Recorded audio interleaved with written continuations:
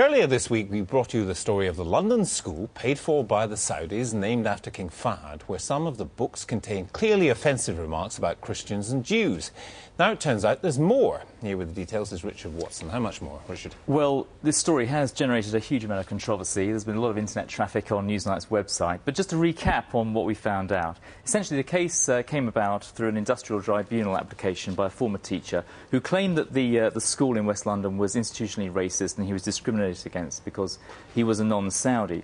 Now, the fact of the matter is that we obtained some copies of these textbooks, had them translated, and there were some passages referring to how Jews and Christians were turned into pigs and monkeys. Now, there's a huge amount of internet traffic on this, and many of the complainants defending the school said, look, well, what is the problem, actually? This is just quoting from the Koran, and you could find plenty of references in the Old Testament, for example, to sort of similar sentiments that wouldn't sit well in a modern democracy.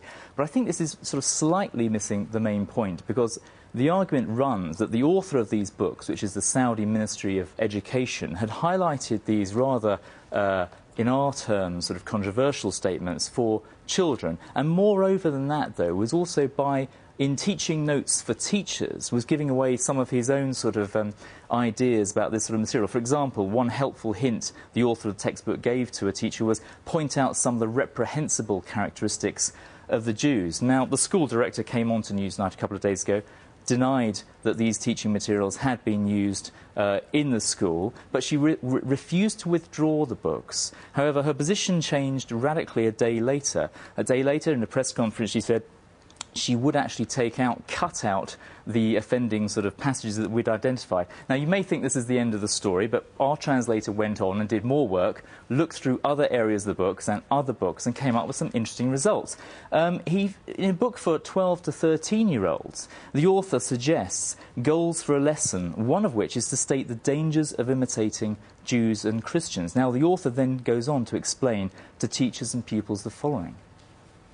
Whoever copies a people is one of them. It is regrettable that the ignorant among our people follow the way of the Jews and the Christians, such as worshipping the false god of temptation, preferring the people of falsehood to the people of truth. Celebrating their holidays, like Valentine's Day and the Christian New Year, copying their clothes, haircuts and hairstyles, talking in their language when it isn't necessary, and other things similar to this. So we should be wary of copying the Jews and the Christians and keep to the righteous path. The author then suggests a task for the children.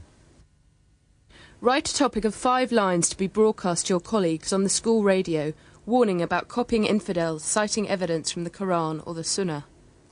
Now, remember, this is a British school regulated by Ofsted, and I think it's particularly controversial given the current context of Tony Blair urging the country to focus on common values, coalescing around the English language. The school refused to comment today on these new suggestions of intolerance, but a few former pupils did contact me today and said, look, really, there is a problem in his view with some of the Saudi influence, but the school has never gone out of its way to teach religious intolerance. He was quite positive about the school.